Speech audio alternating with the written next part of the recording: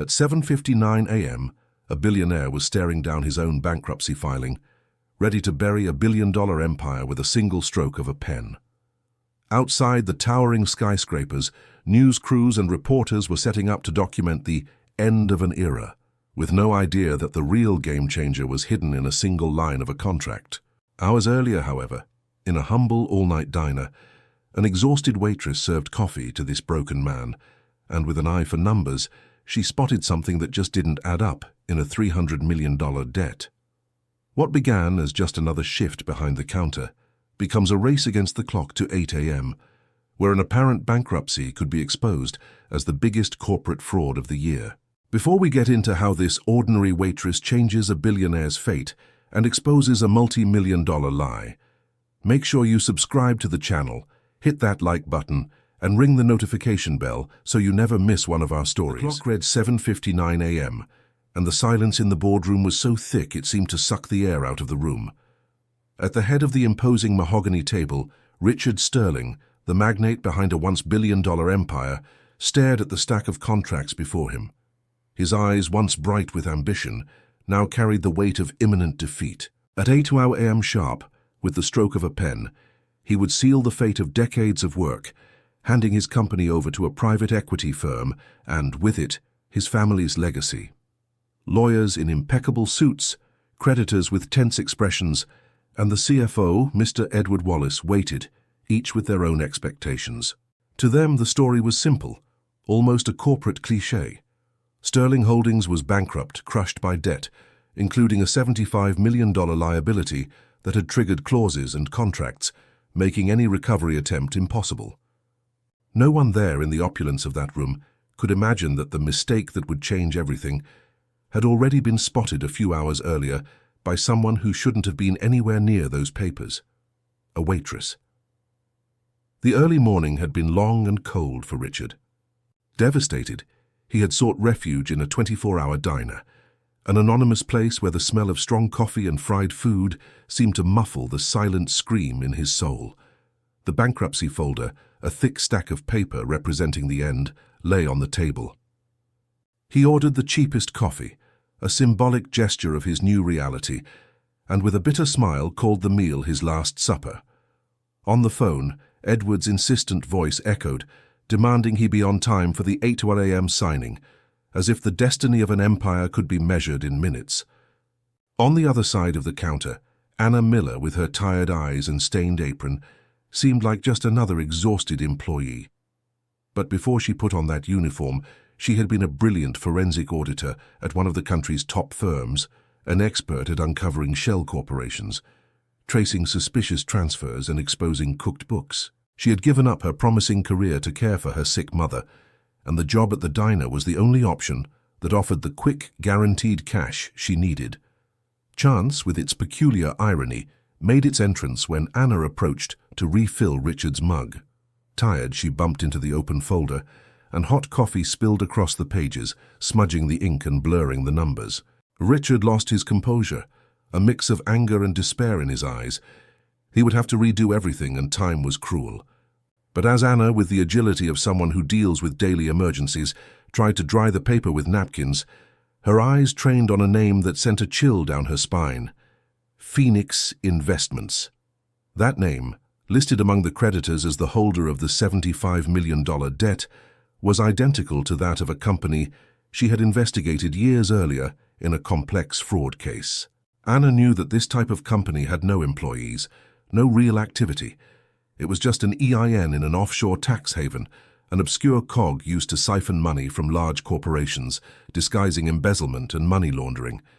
When she heard Richard mention that this debt had been discovered recently by his own CFO Edward, and that it was the main reason for the bankruptcy, the pieces clicked into place in her mind. The person who claimed to have found the problem could, in fact, be the one who created it. The intuition of a former forensic auditor, sharpened by years of experience, was screaming inside her. The revelation hit Richard like a bolt from the blue.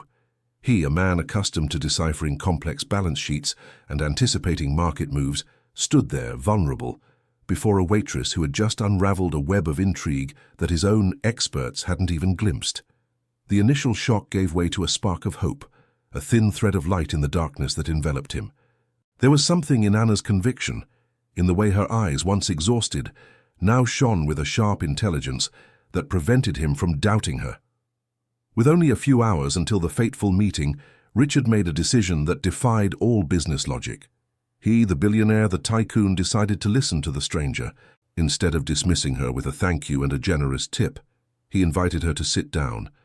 And there, at the counter of a roadside diner, the fate of an empire began to be rewritten. Anna, with the calm of someone who had unraveled much bigger mysteries, began to outline a plan. "We need someone we can trust outside of Mr. Wallace's circle," she instructed, her voice low and firm, a stark contrast to the early morning buzz. Richard thought of his personal assistant, Lucy, a discreet and loyal woman who had been with him for over 20 years. "Does she have access to the internal records?" Anna asked, and Richard nodded. "Ask her to dig up everything on Phoenix Investments, transfers, payments, anything that links this company to us, and especially to Mr. Wallace. And have her do it without raising any suspicion." Richard, still stunned, picked up his phone. The call to Lucy was brief, filled with codes and half-words that only the two of them would understand. The assistant, accustomed to her boss's eccentricities, promised to act with the utmost discretion. Meanwhile, Anna continued to weave her web of hypotheses. If this debt was discovered recently, and if Mr. Wallace was the one who brought it to light, it's likely he orchestrated the whole thing. Shell companies like Phoenix are used to divert funds, and the money usually goes to accounts in tax havens, or to pay for phantom consulting services. The morning wore on, and the tension in the diner was almost palpable. Richard's coffee grew cold in his cup, forgotten. His thoughts raced, connecting dots, replaying conversations, remembering details that had once seemed insignificant. The blind trust he had placed in Edward, his longtime CFO, now shattered into 1,000 pieces. With every word from Anna, a new piece of the puzzle fell into place, revealing a scene of betrayal and manipulation he could never have imagined. Shortly before 7 a.m., Richard's phone rang. It was Lucy. Her voice, usually calm, was filled with a restrained urgency. "Sir, I found something. A $75 million wire transfer to a small overseas bank in the name of Phoenix Investments, and a consulting payment to a law firm in that same country, all authorized by Mr. Wallace." Richard's heart pounded. Anna's words were materializing into concrete proof, but Lucy wasn't done. "And there's more, sir. Digging through old files, I found a college paper by Mr. Wallace. He bragged about having created, years earlier, a parallel company to hide expenses, with the same name and the same type of structure as Phoenix Investments. The CFO's vanity, recorded in an academic text, tied the past and present together like an irrefutable confession. The trap was set. The sun began to rise on the horizon, painting the sky in shades of orange and pink, but for Richard the light that was dawning was that of the truth, dispelling the darkness of betrayal. Lucy's call had been the brutal confirmation of what Anna already suspected. The reality hit him with overwhelming force. Edward, his right-hand man for so many years, the man in whom he had placed his complete trust, was the architect of his ruin. The pain of betrayal was almost as intense as the relief of having discovered the truth in time. Instead of cancelling the 8 a.m. meeting, as many would have expected, Richard made a bold decision. He wouldn't run. He would fight, but not alone. He turned to Anna, who was watching him with a mixture of apprehension and determination. "You're coming with me," he said, his voice now filled with a new authority. Anna hesitated for a moment, the image of her apron and the diner clashing with the high-stakes corporate environment that awaited her. But the cause was just, and adrenaline was coursing through her veins. The drive to the Sterling Holdings headquarters was tense.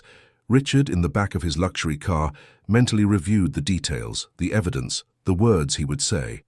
Anna, beside him, maintained an impressive calm, mentally reviewing the crucial points of the fraud. She knew the battle would be fought not just with documents, but with the force of conviction. When they arrived at the imposing glass and steel tower, the buzz in the hallways was one of anticipation. The news of the impending bankruptcy had spread like wildfire. In the boardroom, the atmosphere was like a funeral.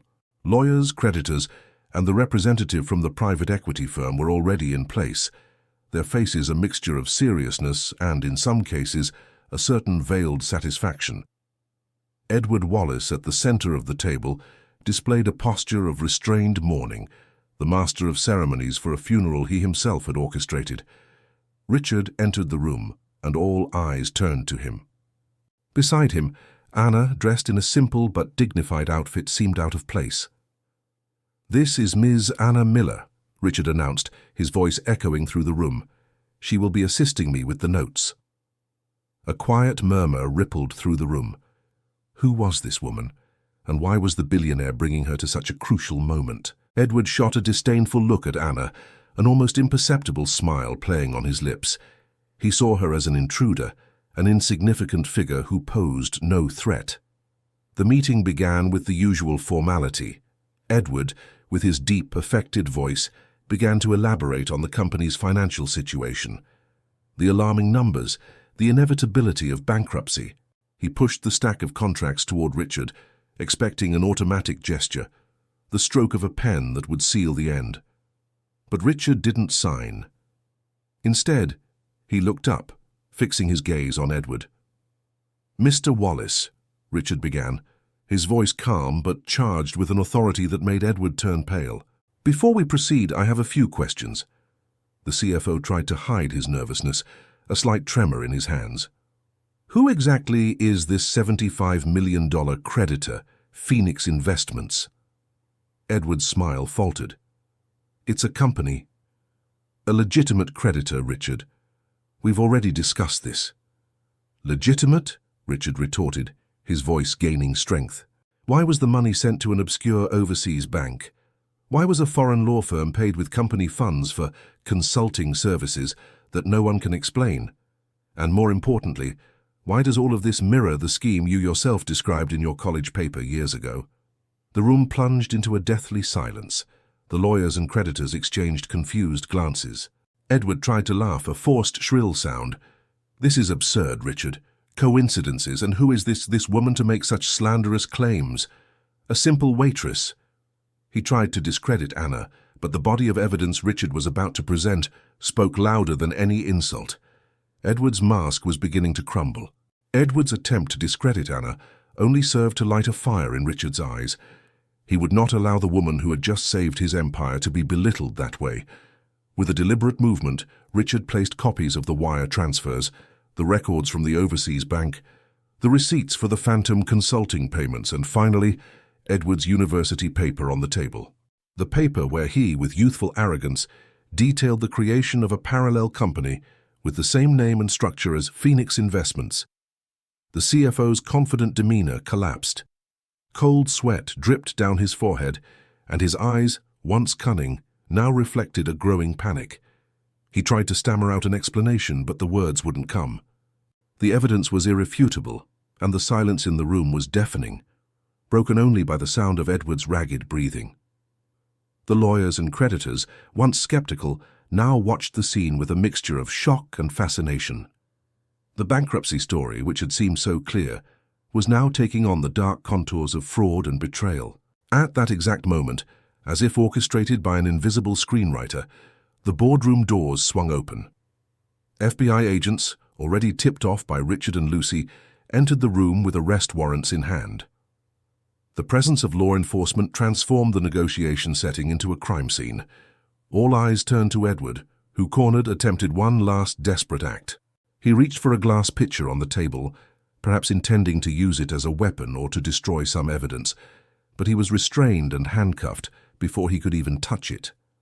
The metallic click of the handcuffs echoed through the room, sealing Edward Wallace's fate. In front of everyone, the man who had orchestrated the ruin of Sterling Holdings was led away. His dignity shattered, his plan exposed. The bankruptcy signing, scheduled for 8 a.m. sharp, was cancelled on the spot. The contract that would have buried Richard Sterling's empire became evidence in a $75 million fraud case. Richard, with a new posture, stood up. His eyes scanned the room, meeting the astonished gazes of those present. "Sterling Holdings is not bankrupt," he declared, his voice firm and resonant. "It was the victim of an internal attack, of a fraud orchestrated by someone in whom we placed our trust. He paused, allowing his words to sink in. But that attack was discovered and neutralized, and that was only possible thanks to the insight and courage of one person. He turned to Anna, who stood beside him, and formally introduced her. This is Anna Miller, a former forensic auditor who, with her expertise, unraveled the plot that nearly brought us to ruin. A murmur of admiration swept through the room. The waitress everyone had underestimated was, in fact, the hero of the story. Richard continued, announcing the immediate start of an independent audit of all company accounts, led by Anna Miller. The woman whom, just hours before, the world saw only as a waitress, now took on the responsibility of rebuilding an empire. The story that seemed destined to end in defeat at 8 a.m. that morning became a symbol of a turnaround, of resilience, and of the fact that the truth, no matter how hidden, always finds a way to come to light. Months later, the audit led by Anna undid the fraudulent debt, recovered the embezzled money, reorganized the group, and turned the near bankruptcy into a glorious new beginning. The empire was saved, and a new era was dawning. Still, the journey was just beginning. Financial recovery was one thing, but rebuilding trust, both internally and externally, would be an even greater challenge. Richard knew he would need Anna by his side, not just as an auditor but as an advisor, a partner. And Anna, in turn, saw in this new chapter the chance not only to rebuild a company, but to redefine her own destiny. The 24-hour diner would be left behind, but the lesson that truth can be found in the most unexpected places, and by people society insists on ignoring, would be a beacon for the future. The months following that fateful morning were a period of intense restructuring at Sterling Holdings.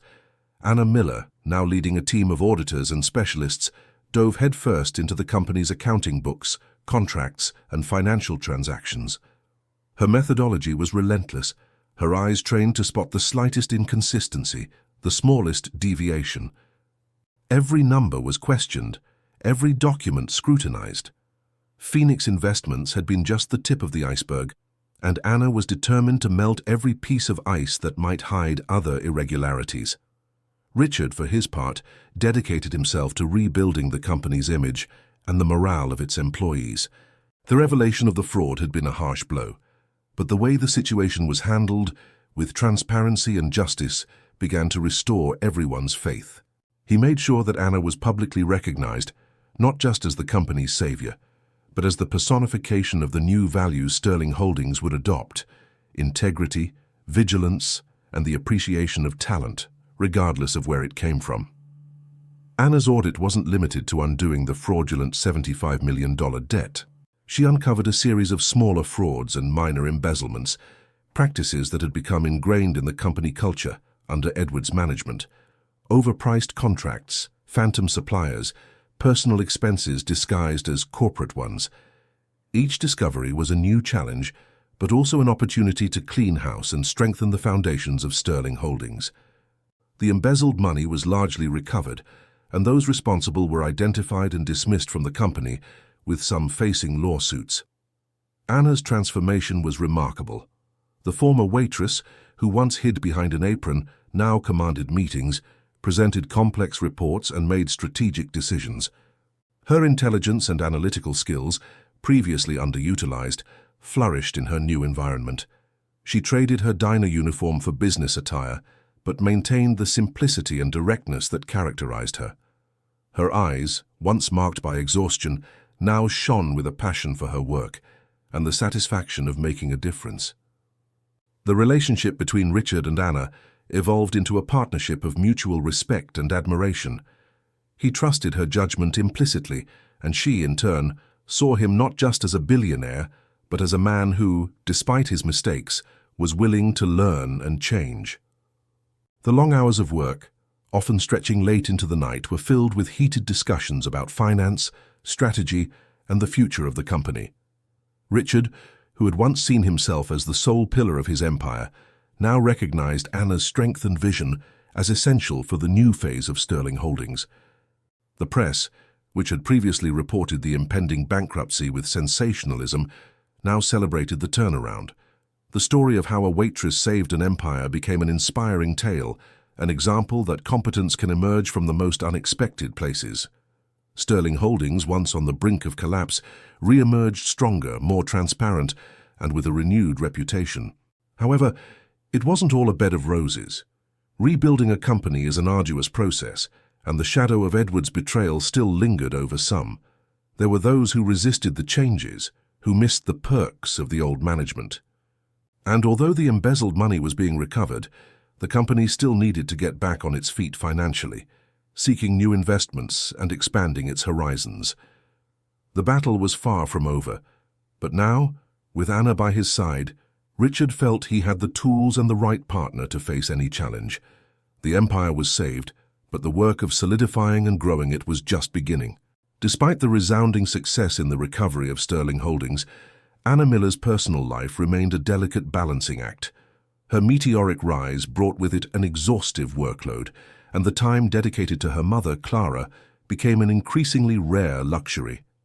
Clara, who suffered from a degenerative disease, required constant care, and Anna felt the weight of guilt for not being able to be as present as she would have liked.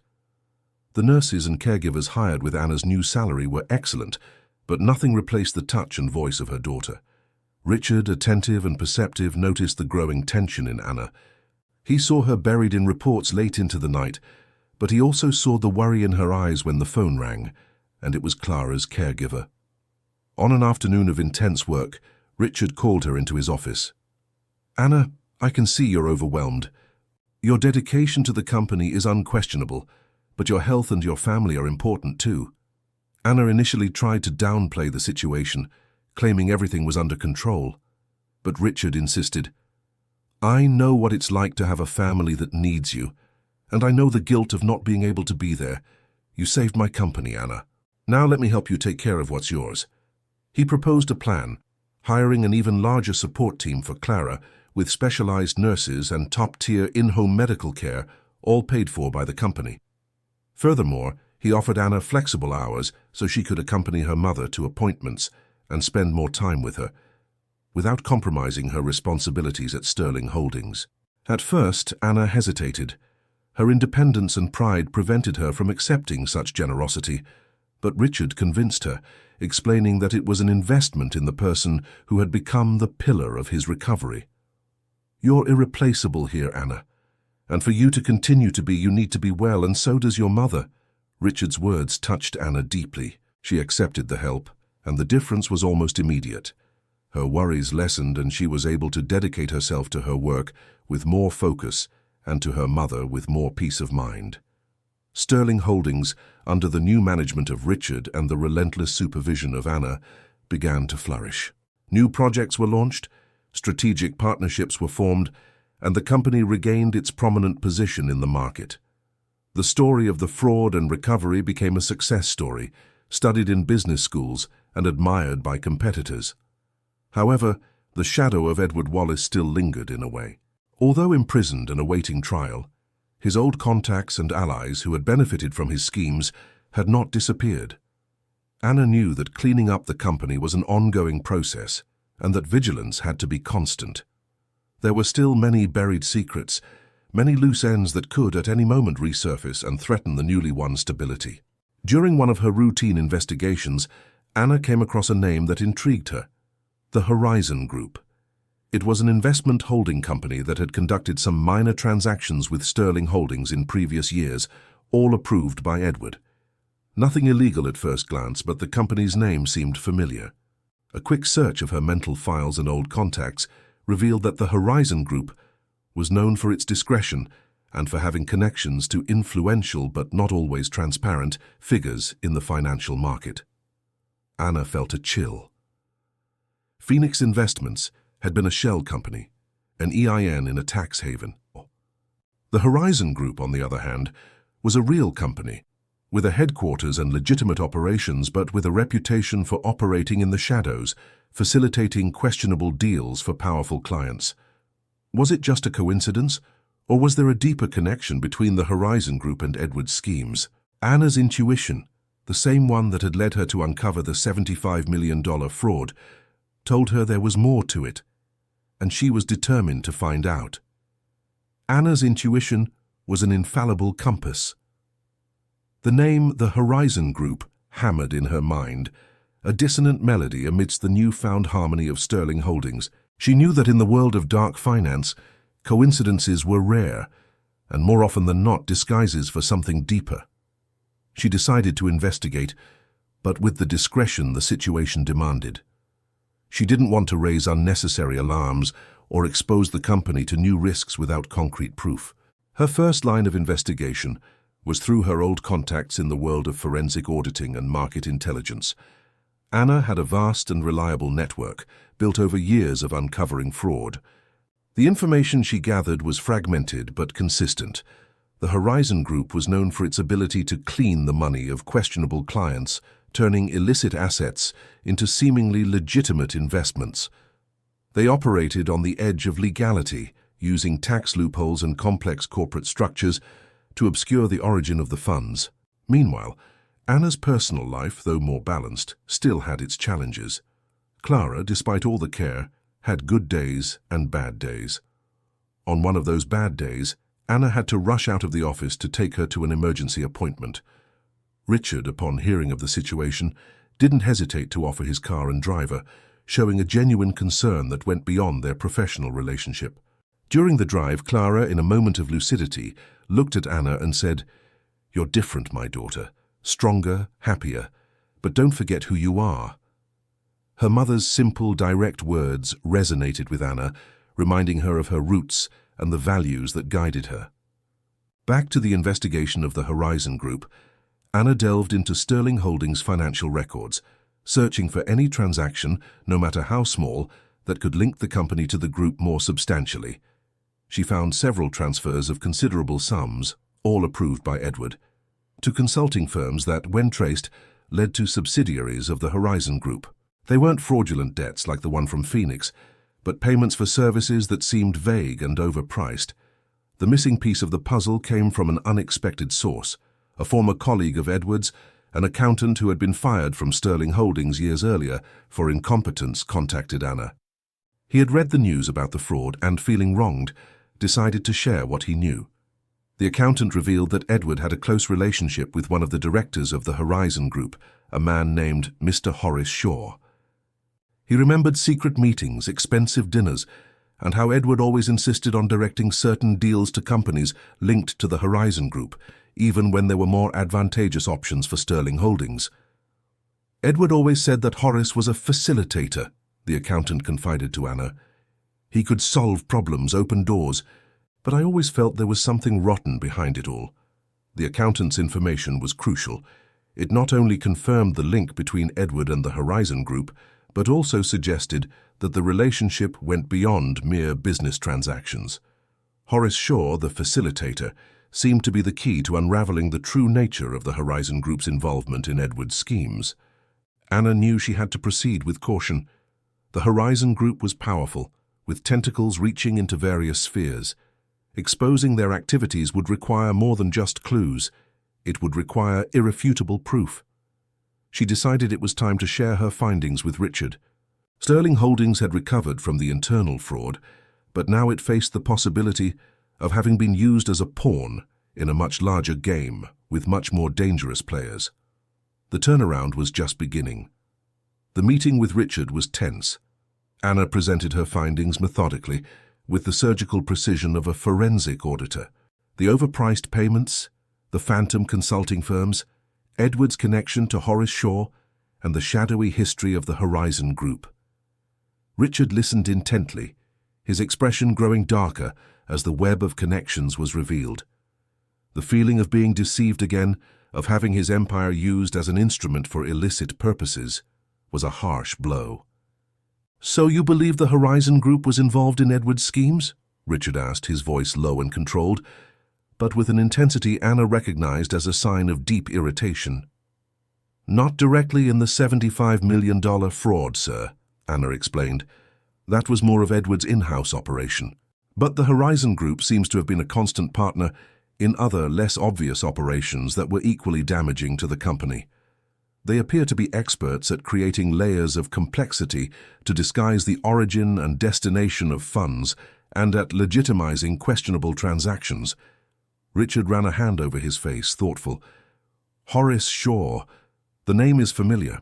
I've seen him at some social events, always very discreet, but with an aura of power. He stood up and walked to the window, watching the city move below. We need to be extremely careful, Anna. The Horizon Group is not just any shell company. They have influence, connections. If we confront them without irrefutable proof, we could expose ourselves to even greater risks. Anna nodded. I completely agree. My intention is not to confront them now, but to understand the extent of their involvement, and if possible, find the evidence that links the Horizon Group not only to Edward's schemes, but to something bigger, something that can be used against them. From that day on, Anna's investigation took on a new dimension. She was no longer just cleaning house. She was unraveling a network of corruption that extended far beyond the walls of Sterling Holdings. Richard, in turn, began to use his own contacts in the business and political worlds to gather information about the Horizon Group and Horace Shaw. He discovered that the group had branches in various sectors, from real estate to technology, and that Horace was known for his ability to manipulate markets and influence political decisions behind the scenes. The pressure on Anna mounted. Her work hours stretched even longer, and her concern for Clara, though mitigated by Richard's help, was still a constant. During one of her rare moments off, Anna took her mother for a walk in the park. Clara, sitting in her wheelchair, watched the children play with a melancholic smile. "You know, my daughter," she said, her voice weak but clear, "life is like a river. Sometimes calm, sometimes turbulent. But the important thing is to keep flowing, even when the rocks try to stop you." Her mother's words were a balm to Anna's soul, a reminder that despite all the difficulties, life went on, and she needed to be strong. Anna's investigation began to bear fruit. She discovered that the Horizon Group had been the main beneficiary of a series of asset sales from Sterling Holdings, conducted at prices far below market value, all approved by Edward. These sales, disguised as strategic restructuring, had drained valuable resources from the company, weakening it financially and facilitating Edward's bankruptcy plan. The most intriguing part was that in many of these deals, Sterling Holdings had received in return shares of companies controlled by the Horizon Group, shares that, at the time, seemed to have little value. Anna felt she was close to something big. Phoenix Investments had been the fraud to steal money. The Horizon Group seemed to be the fraud to steal assets. And the link between the two, the mastermind behind it all, was Edward Wallace. But what was the ultimate goal? And why would the Horizon Group risk so much for Edward? There was a missing piece, a hidden motive that had not yet been revealed. And Anna knew that this piece was the key to unraveling the entire plot. The missing piece, the hidden motive behind the intricate web of fraud and embezzlement, began to reveal itself through a meticulous analysis of the shares Sterling Holdings had received from the Horizon Group. Anna, with her team, delved into the balance sheets of these companies, which at first glance seemed insignificant. What they found was astonishing. Many of these companies, though small and with low market value at the time of the transactions with Edward, possessed undervalued assets or early-stage projects with exponential growth potential. They were tech companies with promising patents, renewable energy startups with multi-million-dollar future contracts, and even real estate properties in areas that were about to experience an explosive appreciation. Edward, with the help of the Horizon Group, wasn't just embezzling money. He was systematically transferring the future of Sterling Holdings into the hands of Horace Shaw. The strategy was diabolical in its simplicity: weaken Sterling Holdings financially, force its bankruptcy, and, in the process, transfer its most valuable assets to the Horizon Group at ridiculously low prices. When Sterling Holdings went bankrupt, the Horizon Group would emerge as the big winner, holding a portfolio of companies and properties that, in a few years, would be worth billions. The $75 million debt from Phoenix Investments was just a smokescreen, the final blow to justify the bankruptcy and divert attention from the real theft, the future. Richard turned pale when he understood the scale of the betrayal. It wasn't just money. It was his family's legacy, the work of generations, that was being stolen. His previously contained anger exploded. "He didn't just want to see me go bankrupt, Anna. He wanted to see me annihilated and still profit from it." Anna, however, remained calm. Exactly, sir. And the Horizon Group was the operational arm for this strategy. They knew what they were doing. The question now is how to prove it irrefutably and how to reverse these transactions. The task was monumental. The transactions had been made in a legally ambiguous way, with complex contracts and clauses that made reversal difficult. Moreover, the Horizon Group, as Richard had warned, was powerful and influential. Confronting them would require a flawless strategy. As the investigation progressed, Anna's personal life suffered another blow. Clara's health took a significant turn for the worse. The doctors informed Anna that time was short. Anna found herself torn between the urgency of the investigation and the need to be by her mother's side. Richard, once again, showed his humanity. He insisted that Anna take all the time she needed, assuring her that the audit team would continue the work under his supervision. "Your mother needs you now, Anna. The rest can wait." The following days were filled with deep pain for Anna. She spent every moment by Clara's side, reliving memories, sharing affection and words of love. In one of those moments, Clara, with a final burst of strength, held Anna's hand and said, "Don't let the darkness consume you, my daughter. Fight for the light, always." A few days later, Clara passed away, leaving a huge void in Anna's heart, but also a legacy of strength and resilience. The grief was overwhelming, but her mother's words echoed in her mind. "Fight for the light, always." Anna knew she couldn't give in to sadness. There was a battle to be fought, an injustice to be corrected. The pain of loss transformed into a new source of determination. She would return to work, not just for Richard, but to honor the memory of her mother, who had always taught her to fight for what was right. Upon returning to Sterling Holdings, Anna was different. More mature, more focused, with a renewed intensity. She dove back into the investigation of the Horizon Group with a ferocity that surprised even Richard. She knew the fight would be long and difficult, but she was ready. Sterling Holdings would not only recover its assets, it would become a symbol that integrity and justice can prevail, even against the most powerful corruption schemes. Vengeance for Anna was not a feeling of hatred, but the relentless pursuit of truth and the restoration of what was stolen. Anna's grief, though profound, did not paralyze her. On the contrary, the loss of Clara propelled her with renewed strength, a steely determination to honor her mother's memory by fighting for justice. The words, "Fight for the light, always," echoed in her mind, turning pain into fuel for the battle ahead. Richard, understanding the intensity of that moment, gave Anna the space and time she needed, but also the structure to channel her energy. The audit team, under Anna's leadership, intensified the investigation into the Horizon Group. Every transaction, every contract, every email and phone call between Edward and Horace Shaw and his associates was dissected. The complexity of the Horizon Group's operations was staggering. They used a network of offshore companies, investment funds, and international consulting firms to mask the true nature of their transactions, making the asset trail a veritable labyrinth.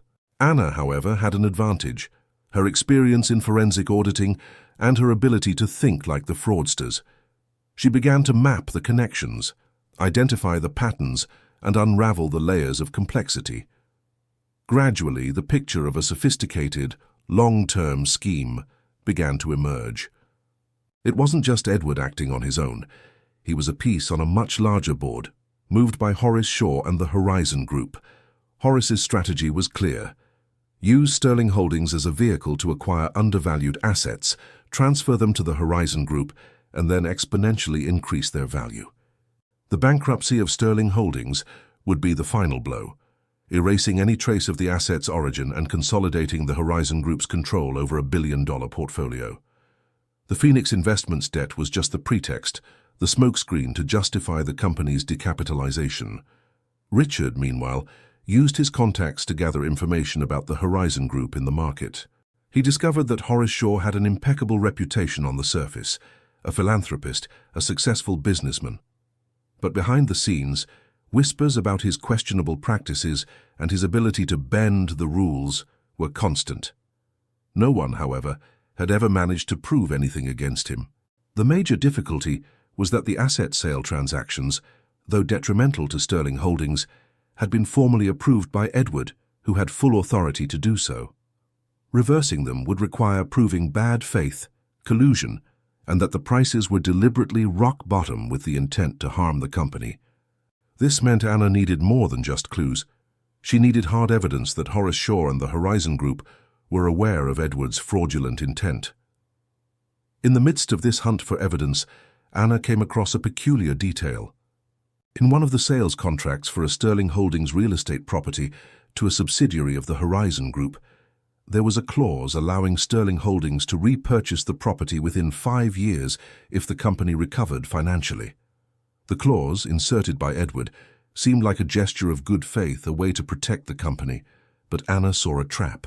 Why would Edward, who was planning the company's bankruptcy, insert a clause that would allow a buyback, unless he didn't expect the company to recover? Or, more sinisterly, he expected the company to go bankrupt and the clause to serve another purpose. Anna felt a shiver. That clause, which seemed like an insignificant detail, could be the key to unlocking a new level of complexity in Edward and Horace's plan. The plot was about to thicken. The repurchase clause, a seemingly harmless detail amidst hundreds of pages of contracts, became the new focus of Anna's investigation. She knew that in the world of corporate fraud, nothing was coincidental. Why would Edward, the architect of Sterling Holdings' ruin, insert a safeguard that could, in theory, benefit the company he was destroying? The answer, Anna suspected, lay not in protecting Sterling Holdings, but in protecting a hidden interest. Anna and her team delved into the details of the clause, the 5-year term, the fixed repurchase price, the conditions for exercising it. Everything seemed meticulously calculated. Anna's intuition led her to consider a disturbing possibility. What if Edward wasn't just acting as Horace Shaw's pawn, but as a partner with his own interests in the game? What if the repurchase clause was, in fact, a guarantee for himself, in case the bankruptcy plan didn't go as expected, or if he wanted to claim a piece of the pie in the future? To solve this mystery, Anna needed access to information that went beyond Sterling Holdings' records. She needed to understand the internal dynamics of the Horizon Group, and more specifically, the relationship between Edward and Horace. Richard, using his contacts, managed to arrange a discreet meeting with a former high-ranking employee of the Horizon Group who had been fired under murky circumstances and held a grudge against Horace. The meeting took place in a neutral location, far from prying eyes. The ex-employee, a bitter man with a sharp memory, revealed crucial details. He confirmed that Edward and Horace had a relationship that went beyond professional. They were partners in some smaller ventures. Shell companies used to launder money and divert funds from other operations. And most importantly, he revealed that Edward had a secret stake in some of the companies the Horizon Group had acquired from Sterling Holdings. The repurchase clause was Edward's guarantee, the ex-employee explained. He knew Sterling Holdings would be decapitalized, but not necessarily go bankrupt, and if it recovered, he would have the right to repurchase the assets he himself had sold for pennies on the dollar, but now with a huge appreciation. It was a contingency plan, an insurance policy for him in case the Horizon Group tried to double-cross him. The revelation was a shock. Edward wasn't just a traitor. He was a cold, calculating strategist who had planned his own rise on the ruins of the company he was supposed to protect. The repurchase clause, which seemed like a protective gesture, was actually a double-edged sword, designed to benefit him in any scenario. With this new information, Anna realized that the battle against the Horizon Group would be even more complex. It wasn't just about reversing fraudulent transactions, but about exposing a conspiracy involving one of Sterling Holdings' top executives and a powerful investment group. The proof of Edward's secret stake in the Horizon Group's companies was the missing piece to connect all the dots. Anna and Richard knew they had to act with extreme caution. Exposing this plot would require a flawless strategy, as Horace Shaw would not hesitate to use his influence to protect his interests. Sterling Holdings wasn't just fighting to recover its assets, it was fighting to expose a network of corruption that stretched throughout the financial market. The fight for the light, as Clara had said, was just beginning, and Anna was more than ready for it. The next step would be to confront Horace Shaw, but not before having all the cards in her hand. With the new revelations about Edward's secret stake in the Horizon Group's companies, Anna and Richard's strategy had to be re-evaluated. It was no longer a simple recovery of assets, but the dismantling of a complex web of interests involving fraud, collusion, and money laundering. The repurchase clause, once an enigma, now fit perfectly into Edward's plan to secure his share, regardless of Sterling Holdings' fate. Anna knew that proof of the hidden partnership between Edward and Horace Shaw was the key to unmasking the Horizon Group.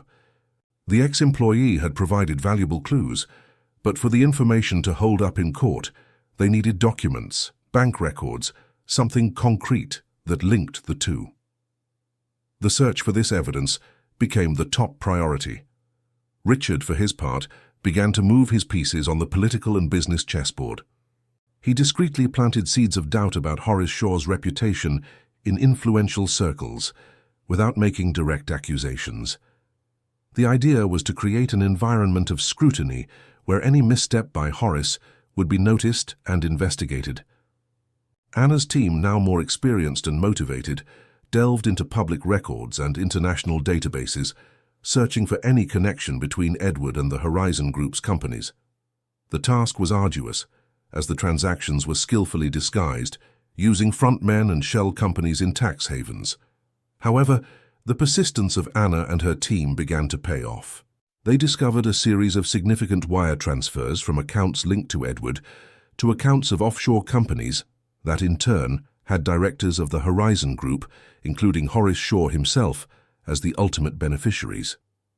These transfers were not payments for services, but rather capital injections indicating a hidden partnership.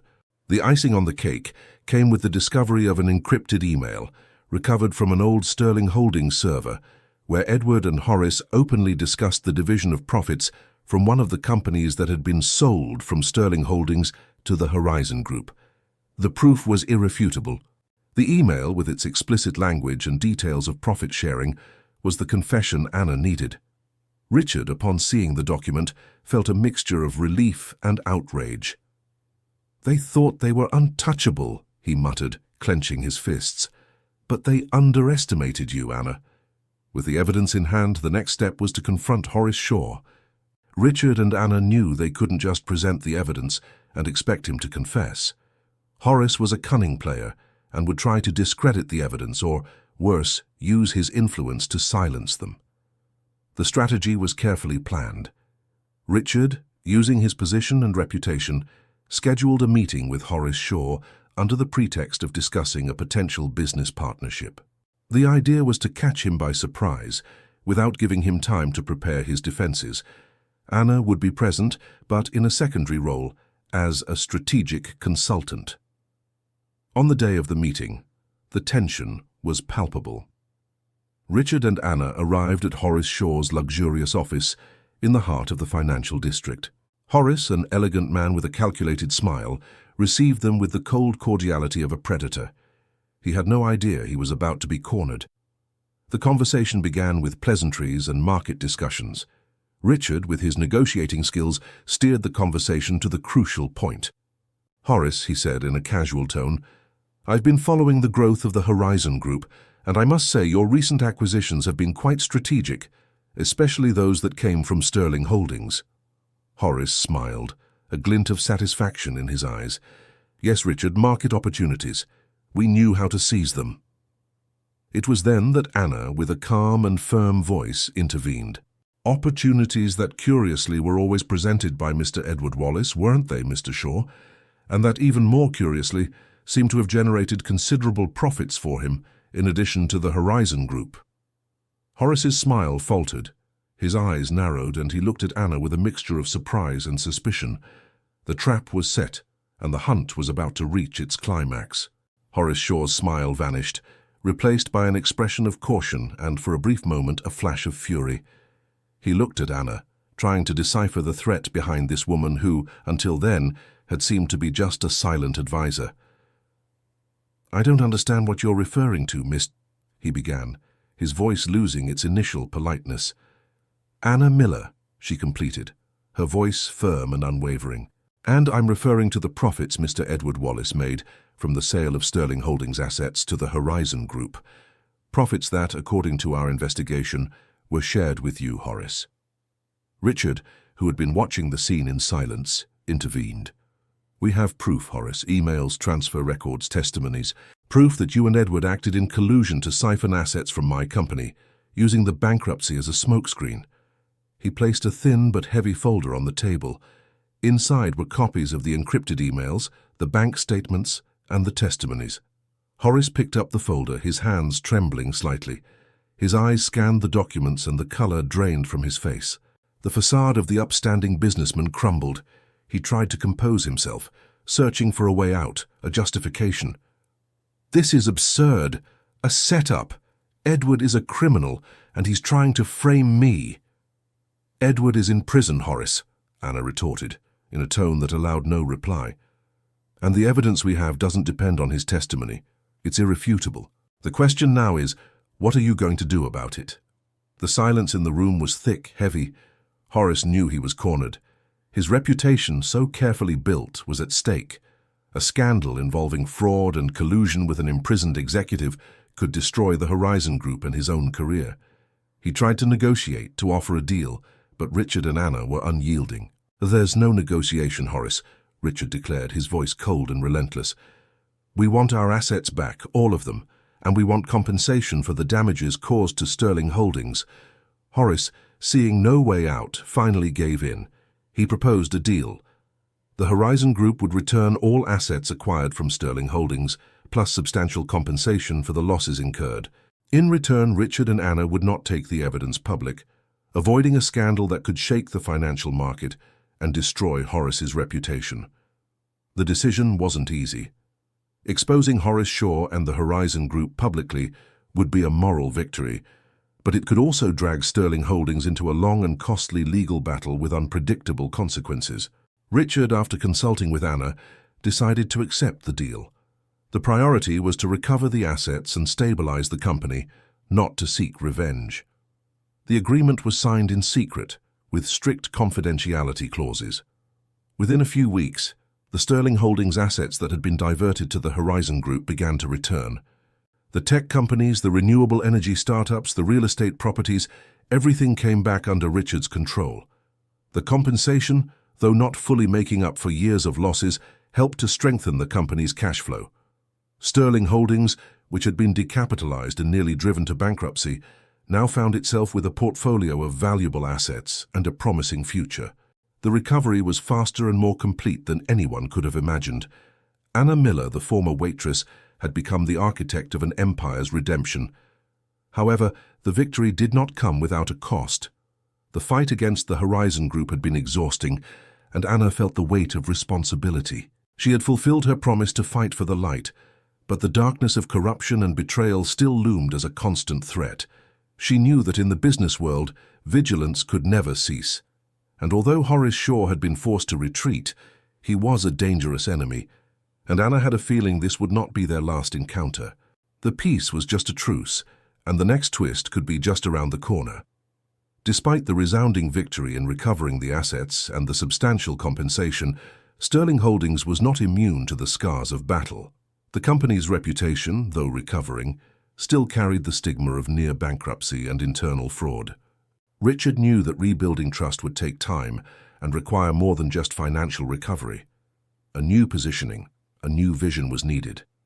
Anna Miller, now officially the Director of Integrity and Governance at Sterling Holdings, was the driving force behind this transformation. She implemented new internal audit protocols, created an independent ethics committee, and established anonymous whistleblower channels to ensure any irregularities were identified and dealt with quickly. Her presence was a constant reminder that the company had learned from its mistakes and was committed to transparency. The relationship between Richard and Anna deepened with each passing day. He saw her not just as an exceptional employee, but as a friend and confidant. Anna, in turn, admired Richard's resilience and his ability to reinvent himself. The long hours of work, the heated discussions, and the shared victories created a bond of mutual respect and admiration. However, the shadow of Horace Shaw and the Horizon Group still loomed. Although the confidentiality agreement prevented them from publicly disclosing the fraud, Anna knew that Horace would not forget the humiliation. He was a proud and vengeful man, and the peace was, as she suspected, just a truce. Confirmation of her suspicions came from an unexpected source. An investigative journalist, known for his persistence in uncovering corporate scandals, contacted Anna. He had received anonymous tips about Sterling Holdings and the Horizon Group and was putting together a story on Horace Shaw's questionable practices. The journalist, named Daniel, had a keen nose for the truth and had unmasked powerful figures in the past. Daniel didn't have concrete proof of the deal between Richard and Horace, but he had clues that something was amiss. He had noticed the sudden recovery of Sterling Holdings, the return of assets by the Horizon Group, and the strange absence of any legal proceedings despite the seriousness of the initial accusations. He suspected a backroom deal and wanted the truth. Anna found herself in a dilemma. Revealing the truth to Daniel would mean breaking the confidentiality agreement with Horace, which could trigger a legal war and expose Sterling Holdings to new risks. On the other hand, remaining silent would mean allowing Horace to go unpunished, and the story of Sterling Holdings would be told incompletely, without proper justice. She discussed the situation with Richard. He was initially reluctant to break the agreement. The company's stability was his priority. But Anna argued that the truth, however painful, was the only path to true redemption. If we don't tell our story, someone else will tell it for us, and maybe not the way it really happened, she said. And Horace Shaw will continue to operate in the shadows, unpunished. Richard, after much reflection, agreed. He trusted Anna's judgment and knew she was right. Sterling Holdings needed to be transparent, even if it meant facing the consequences. They decided that Anna would be the spokesperson, the narrator of the story. The meeting with Daniel was long and exhaustive. Anna, with the precision of a surgeon, detailed the entire plot. Edward's fraud, the Horizon Group's involvement, the asset transfers, the repurchase clause, the confidentiality agreement. She presented the evidence they had collected, the emails, the statements, the testimonies. Daniel listened intently, his eyes shining with the excitement of a journalist on the verge of a big story. Daniel's article was an earthquake in the financial market. The headline, "The Saved Empire: How a Waitress Exposed Fraud and Cornered a Magnate," graced the front pages of major newspapers and news portals. The story of Sterling Holdings, Richard, Anna, and Horace Shaw became public, with all its sordid details and twists. The reaction was immediate. Horace Shaw's reputation was destroyed. Investigations were opened against the Horizon Group, and he was forced to resign from all his positions. Sterling Holdings, on the other hand, was praised for its courage and transparency. Market confidence was restored, and the company emerged stronger than ever. However, the public exposure brought a new kind of threat. Horace Shaw, humiliated and with his career in ruins, would not forgive.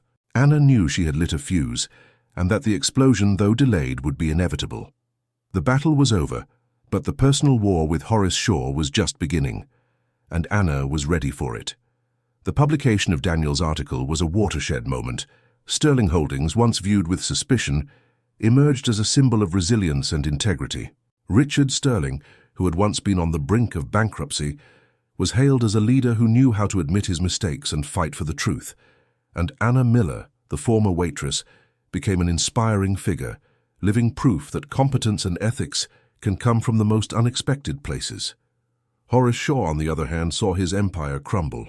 The investigations into the Horizon Group deepened, revealing an even more complex web of illicit operations, money laundering, and market manipulation. He was forced to resign from all his positions.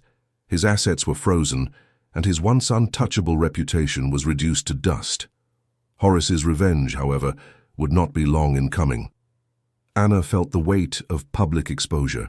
Her life, once private, was now the subject of curiosity and admiration.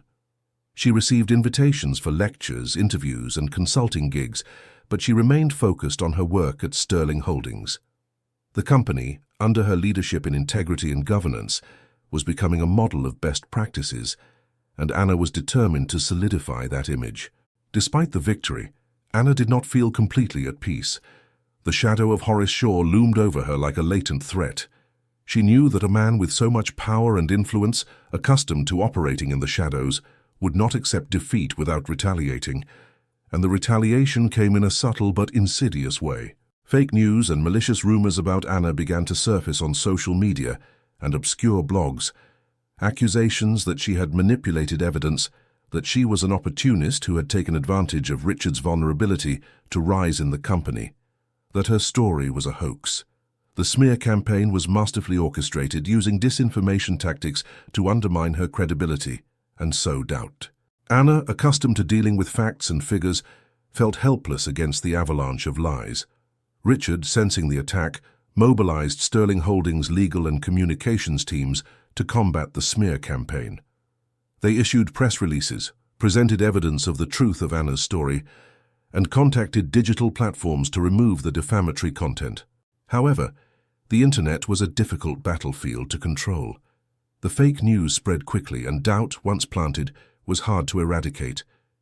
Anna began to feel the weight of the pressure. The work hours became even more exhausting, and the stress began to affect her health. In the midst of this turmoil, a new character entered Anna's life, a young and ambitious lawyer named Lucas, who had been hired by Sterling Holdings to strengthen the legal team. Lucas was brilliant, with a nose for justice and a genuine admiration for Anna. He became her right-hand man in the fight against the smear campaign, dedicating himself tirelessly to tracing the origin of the attacks and unmasking those responsible. Lucas discovered that the smear campaign was funded by shell companies linked to Horace Shaw. He was using his last resources and contacts to try to destroy Anna, the woman who had brought down his empire. The revelation brought new life to Anna. It wasn't just a smear campaign, it was a personal war, and she was determined to win. The fight against Horace Shaw had turned into a cat-and-mouse game where reputation was the currency. Anna knew she had to be smarter, faster, and more ruthless than him. Sterling Holdings had recovered financially, but the battle for truth and justice was far from over. And Anna, with Lucas by her side, was ready for the next round. The story of her life, which began in a diner, was about to take a new and unexpected turn. The discovery that Horace Shaw was behind the smear campaign brought a disturbing clarity to Anna. It wasn't just an attack on her reputation, but a calculated attempt to destabilize her, to undermine her credibility, and, by extension, that of Sterling Holdings. The personal war she had sensed had materialized, and Anna was ready to face it. Lucas, the young lawyer, proved to be an invaluable ally. His energy, his insight, and his dedication were contagious. Together they devised a strategy to counterattack. It wasn't enough to just debunk the fake news. They had to expose the source, to unmask Horace Shaw once and for all. The first step was to meticulously document every attack, every rumor, every fake profile. Lucas, with his expertise in digital law, began to trace the IPs, email accounts, and servers hosting the defamatory content. The web was complex, but the persistence of Anna's team began to reveal patterns. The shell companies funding the campaign were the same ones Horace had used in his previous schemes, now under new names and with new front men. Meanwhile, Richard, aware of the gravity of the situation, offered all the necessary support. He knew that Anna's reputation was intrinsically linked to that of Sterling Holdings, and that protecting her was protecting the company. He mobilized his media contacts to ensure that the true version of events was widely disseminated, and that the smear campaign was exposed as such. The pressure on Anna, however, was immense. The nights were short, the days exhausting. She found herself constantly defending her integrity, her story, her very existence. The stress began to take its toll, and Anna felt the physical and mental exhaustion. In a moment of vulnerability, she found herself thinking of Clara, of her mother's words. "Don't let the darkness consume you, my daughter. Fight for the light, always." The memory of her mother, of her strength and resilience, rekindled the flame in Anna. Lucas, noticing Anna's fatigue, became not just a colleague, but a friend. He encouraged her, supported her, and reminded her of the importance of her fight. The admiration he felt for her was evident, and the professional partnership began to evolve into something more, a bond of camaraderie and mutual respect that went beyond the work environment. The turning point in the battle against Horace Shaw came when Lucas managed to trace the origin of one of the most virulent attacks to a server located in a country with more lenient privacy laws. With the help of a private investigator, They discovered that the server was managed by a former employee of the Horizon Group, an IT specialist who had been fired by Horace under controversial circumstances. The ex-employee, bitter and seeking revenge, agreed to cooperate. He provided irrefutable proof that Horace Shaw was funding and orchestrating the smear campaign, using shell companies and a network of fake profiles to spread lies about Anna. He also revealed that Horace was using the campaign to divert attention from the investigations into the Horizon Group, trying to create a smokescreen to protect his last remaining assets. With this new evidence, Anna and Richard decided to act. They filed a criminal complaint against Horace Shaw for defamation, slander, and harassment. The news of the complaint was widely publicized, and the press, which had once been manipulated by Horace, now turned against him. Horace Shaw's image, already tarnished by the investigations into the Horizon Group, was completely destroyed. He found himself cornered with no way out. The smear campaign, which he had hoped would destroy Anna, ended up sealing his own fate. Anna's victory was complete. Not only had she unmasked Horace Shaw, but she had also set an important precedent against the spread of fake news and online defamation. Sterling Holdings, under the leadership of Richard and Anna, emerged as a beacon of integrity and ethics in the market. However, Anna knew that the fight for truth and justice was a continuous journey. Horace Shaw, though defeated, was still a dangerous enemy, and the business world was full of others like him. But now, with the experience of her battles and with allies like Richard and Lucas by her side, Anna was more prepared than ever to face whatever came next. The former waitress had become a warrior, and her story was far from over. The legal victory against Horace Shaw brought a palpable sense of relief to Anna. The criminal complaint, with Lucas's irrefutable evidence, resulted in a conviction for defamation and harassment, and Horace, already in disgrace, saw his reputation completely pulverized. Sterling Holdings, in turn, solidified its image as an ethical and transparent company, a beacon in an often murky market. As the dust settled, Anna could finally breathe. The intensity of the past few years had been overwhelming, and she felt the need for a new challenge, something to pull her away from the constant vigilance and the battle against the shadows. Richard, sensing this restlessness, called her for a chat. "Anna," he began with a smile, "you didn't just save this company, you transformed it. Your vision and your integrity are invaluable. But I feel you need more, something to inspire you, to challenge you in a new way." He proposed a new position for Anna, Director of Innovation and Sustainability. Sterling Holdings, with its new solid foundation, was ready to expand its horizons, investing in clean technologies, social projects, and business models that would create a positive impact on the world. Richard believed that Anna's analytical mind, combined with her passion for making a difference, would be perfect to lead this new front. Anna was surprised, but the idea captivated her. It was an opportunity to use her skills not just to correct mistakes, but to build something new, something that would generate value in a different way. She accepted the challenge with enthusiasm, and the transition to the new role was marked by a renewed energy. Lucas, for his part, took over the leadership of the legal department, becoming the guardian of the company's integrity. His admiration for Anna remained evident, and their professional partnership solidified, though the nature of their relationship remained strictly professional. The new phase of Sterling Holdings, under Anna's leadership in innovation, began to flourish. She delved into projects involving solar energy, waste recycling, and the development of underserved communities. Her ability to identify opportunities and manage complex teams proved to be as effective as her skill in uncovering fraud. The company not only grew financially, but also gained recognition for its social and environmental impact. However, life, like a river, always has its twists and turns. At an international conference on sustainability, Anna met a charismatic and visionary entrepreneur named Gabriel. He was the CEO of a clean tech startup that was developing an innovative water purification system with the potential to revolutionize access to drinking water in arid regions. Gabriel was the opposite of Richard. Young, with a contagious energy and an idealism that Anna hadn't seen in a long time. They connected instantly, sharing a passion for innovation and a desire to make a difference in the world. The conversations stretched for hours, and Anna found herself fascinated by Gabriel's brilliant mind and generous heart. Sterling Holdings, under Anna's guidance, decided to invest heavily in Gabriel's startup.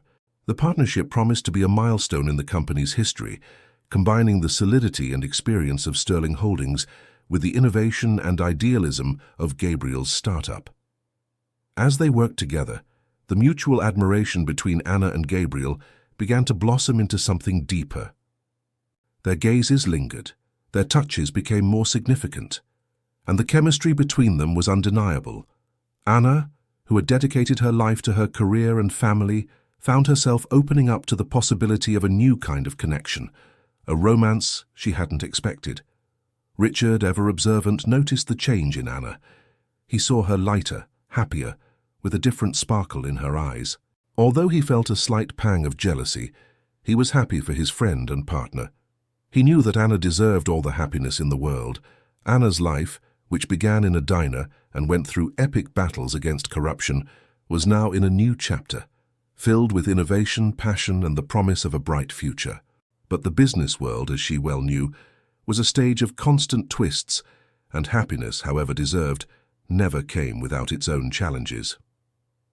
Anna Miller's story was far from over, and love, like innovation, could bring both joy and complexity. The passion between Anna and Gabriel blossomed quickly, fueled by mutual admiration and a shared vision for a more sustainable future. Gabriel's startup projects, now with the robust support of Sterling Holdings, advanced by leaps and bounds, and the synergy between them was palpable, both professionally and personally. Anna felt reinvigorated, experiencing a happiness and purpose that went beyond corporate victories. However, the business world, as Anna well knew, was fertile ground for envy and unbridled ambition. The meteoric rise of Gabriel's startup, coupled with his relationship with Anna, began to generate buzz and, inevitably, attract the attention of less scrupulous competitors. One such competitor was Global Tech Solutions, a giant in the technology sector, led by a ruthless CEO named Victor Drummond. Drummond was known for his market aggression, his ability to crush rivals, and his questionable ethics. He saw Gabriel's startup as a potential threat to his own interests, and upon learning of the involvement of Anna Miller, the woman who had brought down Horace Shaw, his interest turned into an obsession. Drummond began to monitor Gabriel's startup and Sterling Holdings, looking for any loophole, any weak point he could exploit. He knew Anna was a formidable adversary, and that Sterling Holdings, under Richard's leadership, had become a fortress. But Drummond was a master at finding vulnerabilities where no one expected them. Drummond's first move was subtle. He tried to poach key engineers from Gabriel's startup, offering exorbitant salaries and irresistible benefits. Although some succumbed to the temptation, most remained loyal to Gabriel and his vision. Drummond, frustrated, decided to change tactics. He began spreading rumors about Gabriel's technology, claiming it was unstable, ineffective, and didn't deliver on its promises. The disinformation campaign, though less aggressive than Horace Shaw's, was effective in sowing doubt among potential investors and customers. Anna, with her experience in combating fake news, quickly identified the source of the attacks and mobilized the communications team to debunk the allegations. But Drummond was not Horace. He was more sophisticated, more calculating. His next move was a massive cyber attack on Gabriel's startup systems, aiming to steal confidential data and sabotage the development of his projects. The attack was brutal, but Sterling Holdings' security team, reinforced by Anna's new policies, managed to contain the breach before irreparable damage was done. Anna and Richard knew that Drummond would not give up. He was a predator, and Gabriel's startup was his prey. The situation became even more complex when Lucas, the lawyer, discovered that Global Tech Solutions had filed patents similar to those of Gabriel's startup, using information that appeared to have been obtained illegally. It was a clear case of industrial espionage and intellectual property theft. The battle against Victor Drummond and Global Tech Solutions promised to be even more challenging than the fight against Horace Shaw. Drummond was a more powerful enemy, with unlimited resources and a network of contacts that spanned the globe. Sterling Holdings and Gabriel's startup were at a disadvantage. But Anna, with her experience in uncovering fraud and her unwavering determination, was ready for the fight. Her relationship with Gabriel, once a source of joy, was now under the constant pressure of the corporate battle. Anna and Gabriel grew even closer, strengthening their bond in the face of adversity. They knew the fight was not just for the survival of their businesses, but for the integrity of their vision and the protection of their ideals. The former waitress, who had saved an empire, was now preparing to defend a future. The threat of Victor Drummond and Global Tech Solutions loomed like a dark cloud over Sterling Holdings and Gabriel's startup. Industrial espionage and intellectual property theft were serious accusations, and Anna knew the battle would be fought not only in the courts, but also in the arena of public opinion and the market. Richard, with his vast experience, advised caution. "Drummond is a shark, Anna. He doesn't play fair. He doesn't. We need to be sure of every step we take." He mobilized the best lawyers and cybersecurity experts to strengthen the company's defenses and prepare a counterattack. Anna, for her part, dove headfirst into the investigation. She and Lucas worked tirelessly to collect evidence of the patent theft and the disinformation campaign. Sterling Holdings' cybersecurity team, under Anna's supervision, managed to trace the origin of the cyber attack to Global Tech Solutions, finding digital evidence that directly linked Drummond to the breach. Anna's relationship with Gabriel became a safe harbor in the storm. They spent hours discussing strategies, analyzing documents and searching for solutions. The passion that united them grew stronger in the face of adversity, turning them into an unbeatable duo. Gabriel admired Anna's resilience and intelligence, and she, in turn, found in him a partner who shared her ideals and her vision of a better world. Anna's first major move was a bold one. Instead of immediately filing a lawsuit, which could drag on for years and drain valuable resources, she decided to expose Drummond publicly. The idea was to use the same weapon he had used against them, the media. With the help of Daniel, the journalist who had unmasked Horace Shaw, Anna and Richard prepared a detailed investigative report presenting all the evidence of the patent theft, industrial espionage, and the disinformation campaign orchestrated by Victor Drummond.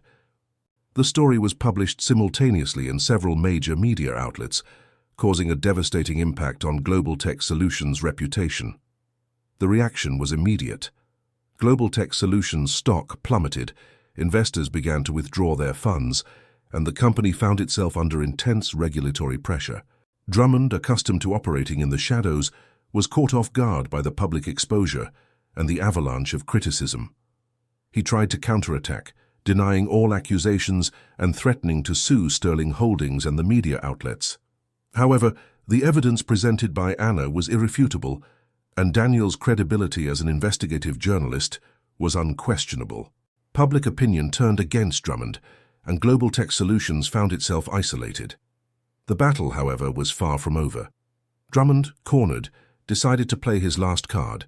He tried to buy Gabriel's startup for an exorbitant amount, hoping to silence them and acquire the technology he had tried to steal. The offer was tempting, especially for a startup still in its growth phase. Gabriel, however, refused the offer without hesitation. "Our technology isn't just a product, Anna. It's a mission. And we're not selling it to someone who doesn't share our values." Anna felt immense pride in Gabriel. He was a man of principle, and that was one of the qualities she admired most in him. Gabriel's refusal infuriated Drummond. He knew he could no longer win on the grounds of negotiation or reputation. He then decided to use even dirtier tactics.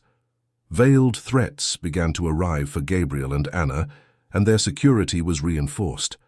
The situation became dangerous. Anna knew Drummond was capable of anything. The fight for innovation and sustainability had turned into a battle for survival. But Anna would not back down. She had faced Edward, Horace, and the smear campaign. She was ready to face Victor Drummond. The former waitress, who had saved an empire and found love, was now preparing for the biggest battle of her life, a battle that would define not only the future of Sterling Holdings and Gabriel's startup, but also her own. Gabriel's refusal to sell his startup to Victor Drummond sealed the fate of the battle. Drummond, his pride wounded and his reputation in tatters, decided to escalate the conflict to a dangerous level. The veiled threats became explicit. and Anna and Gabriel's security was reinforced, turning their lives into a routine of constant vigilance. Anna knew Drummond wouldn't act directly. He was a master of operating in the shadows, using intermediaries and intimidation tactics.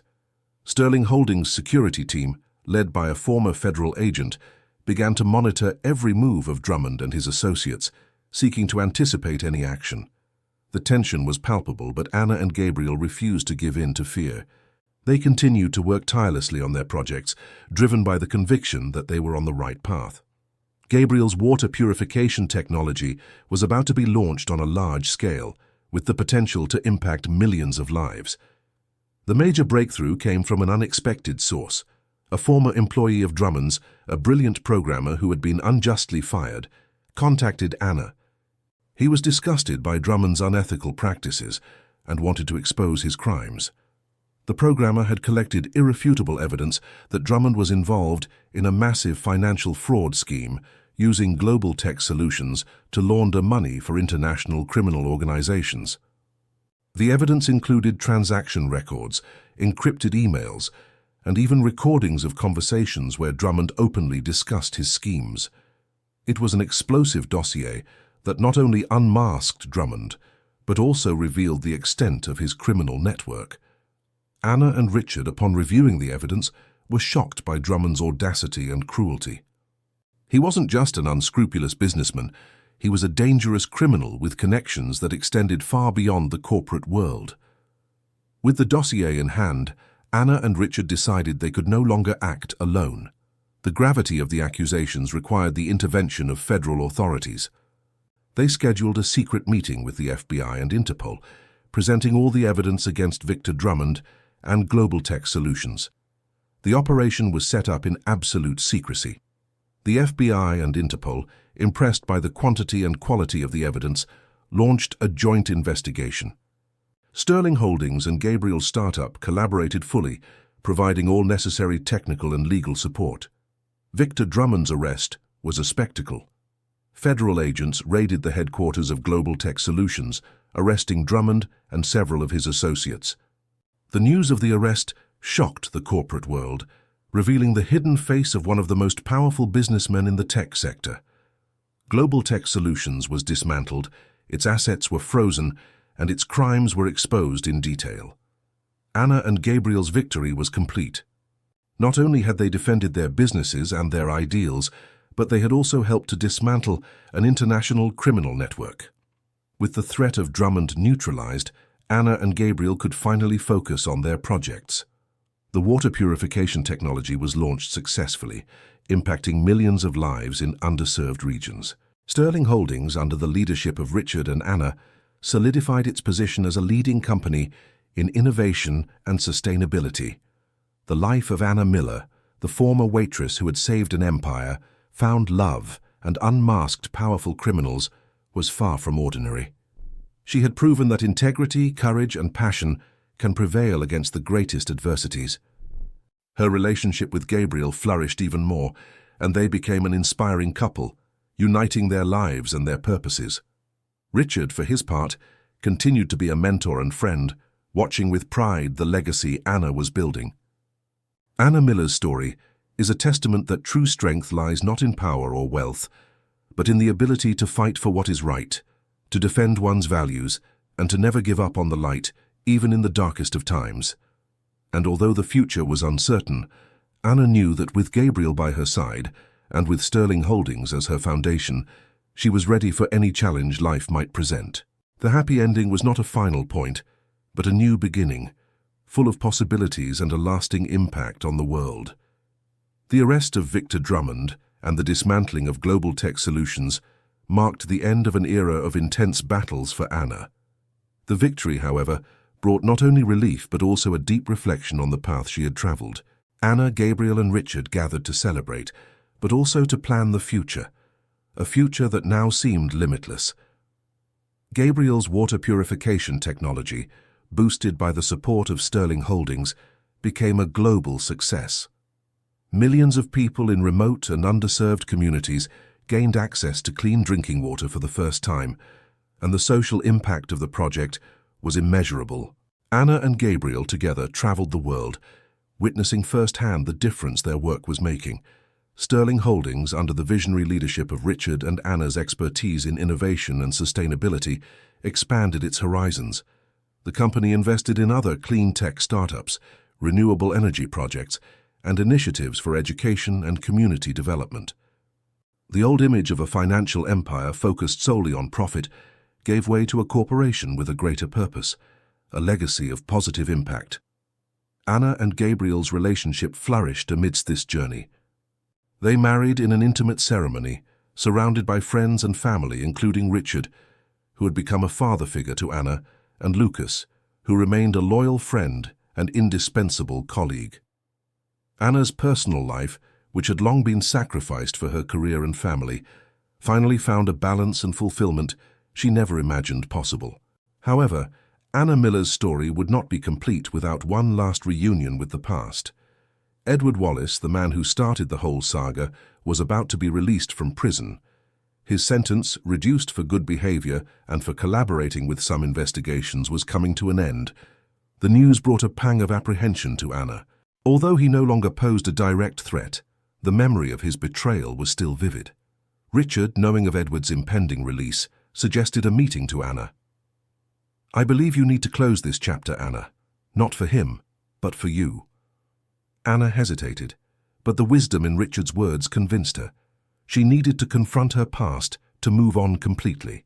The meeting took place in a quiet cafe, away from prying eyes. Edward, visibly aged and marked by prison, sat at the table with a look of resignation. He was no longer the arrogant, powerful man Anna had known.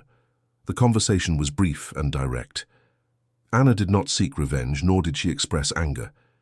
She just looked him in the eye and said, "You almost destroyed everything, Edward. But in the end you made us stronger, and you made me who I am today." Edward, to Anna's surprise, did not try to justify himself. He just nodded, with a look of regret that Anna had not expected. "I know, Anna. I made terrible mistakes, and you became an incredible woman. I'm so sorry." The simple, sincere words brought a sense of closure for Anna. She realized that forgiveness was not for him, but for herself, to free herself from the weight of the past. Leaving the cafe, Anna felt a weight lift from her shoulders. The circle was complete. She had faced her demons, overcome her challenges, and emerged stronger and wiser. Anna Miller's life continued to be a journey of learning and growth. She and Gabriel had children, who grew up in a more conscious and sustainable world, a world their parents helped build. Sterling Holdings became a legacy of innovation, ethics, and social impact, a testament to Richard's vision and Anna's courage. The story of the former waitress who saved an empire, unmasked criminals, found love, and transformed the world became a legend, an inspiring tale that echoed through generations. Anna Miller, the woman who once served coffee, now served as an inspiration to millions, proving that true power lies in integrity, passion, and an unwavering belief in the human capacity to make a difference. And so the narrative of Anna Miller, though with many chapters still to be written in her life, found its conclusion, an ending that was, in fact, a glorious new beginning. Years passed since Anna's meeting with Edward. Life went on, and Anna Miller's narrative unfolded into new chapters, filled with accomplishments and a legacy that transcended the walls of Sterling Holdings. She and Gabriel built a beautiful family, with 2 children who inherited their parents' intelligence and passion for a better world. Sterling Holdings, under Richard's leadership and with Anna and Gabriel at the forefront of innovation and sustainability initiatives, became a global conglomerate, recognized not only for its financial success, but also for its unwavering commitment to ethics and social impact. The company was a model, a beacon for other corporations seeking to align profit with purpose. Anna, now an internationally respected figure, dedicated much of her time to lectures and mentorship, inspiring young entrepreneurs and leaders to pursue integrity in their careers. Her story, which began in a diner, was told in universities and global forums, a testament to the power of resilience and the relentless pursuit of justice. Gabriel, for his part, continued to innovate, expanding the water purification technology to new frontiers and developing solutions for other environmental challenges.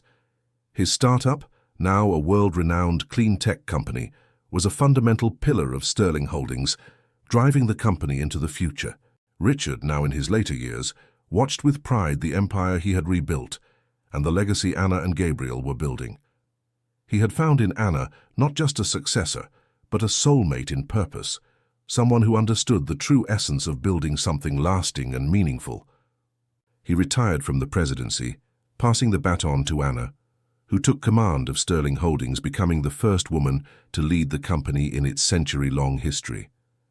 Anna's rise to the presidency was celebrated as a milestone, not just for Sterling Holdings but for the corporate world as a whole. She represented a new generation of leaders who prioritized not only profit but also people and the planet. However, even with all the success and recognition, Anna never forgot her roots. She kept in touch with her old colleagues from the diner, visited the community where she grew up, and invested in education programs for underprivileged youth. The memory of Clara was a constant compass, reminding her of the importance of humility and gratitude. On a sunny day, Anna, Gabriel, and their children visited the old diner where it all began. The place had been renovated and was now a community center, funded by Sterling Holdings, offering vocational courses and support to small entrepreneurs. As she watched her children play in the place that was once her starting point, Anna felt a deep sense of peace and fulfillment. Life had taught her that success was not measured solely by material achievements, but by the ability to turn adversity into opportunity, to fight for what is right, and to leave a legacy that inspires future generations. She had faced the darkness and emerged into the light, fulfilling the promise she made to her mother. The story of Anna Miller, the former waitress who became the CEO of a global empire, was not just about business and fraud. It was about the human journey, about the search for purpose, about the strength of the spirit, and the capacity for overcoming. It was proof that with integrity, courage, and love, it is possible to rewrite one's own destiny and, in the process, transform the world around you. And so, the narrative of Anna Miller, with its many chapters of struggle and triumph, was consolidated as a living legend, a timeless testament to the power of hope and resilience. The gentle autumn afternoon breeze caressed Anna Miller's face as she watched her children laugh in the community center's courtyard. The old smell of coffee and freshly baked bread from the diner had been replaced by the aroma of new books and the hope that emanated from the young people there. She felt Gabriel's hand in hers, a familiar, comforting warmth that anchored her in the present. Life, which had once been a roller coaster of challenges and uncertainties, now presented itself as a vast ocean of possibilities, navigable with the wisdom of storms overcome. Suddenly, a distant murmur caught her attention. A black luxury car with tinted windows pulled up on the street in front of the center. The door opened, and out stepped a figure Anna would recognize anywhere, even after so many years: Horace Shaw. Time had been cruel to him. His hair, once impeccably styled, was thin and grey. His proud posture had given way to a stooped one, and his gaze, once calculating and cold, now carried the weight of defeat and bitterness. He walked slowly with the help of a cane toward the community center's gate. A shiver ran down Anna's spine. The past, which she believed she had sealed, was returning for one last, unexpected confrontation. Gabriel squeezed her hand, sensing the tension. "Anna, are you okay?" he whispered. She nodded, but her eyes never left Horace. He stopped a few feet from her, his gaze fixed, a mixture of resentment and something Anna couldn't decipher. The silence was heavy, broken only by the innocent laughter of the children. "Anna Miller." Horace's voice was hoarse, almost a whisper. I had to see what you've built." He paused, and a heavy sigh escaped his lips. "I lost everything. My reputation, my fortune, my freedom, because of you." Anna faced him without anger, without triumph, only with a serene firmness. "You lost everything, Horace, because of your own choices. I just revealed the truth." A flash of pain crossed Horace's face. He looked away toward the community center, at the children, at the life pulsing there. I made many mistakes, and the biggest one was underestimating you." He looked back at her, and to Anna's surprise, a single tear was running down his aged face. "You are the light, Anna. The light I tried to extinguish, but that only shone brighter. He made a hesitant move, as if to extend his hand, but pulled back. I don't expect forgiveness, just that you know that in the end I understood. I understood what really matters. With those words, Horace Shaw turned, and with the same slowness with which he arrived, he returned to the car. The vehicle drove off, taking with it the last shadow of a turbulent past. Anna watched the car disappear in the distance. A deep sigh of relief and, strangely, of compassion escaped her lips.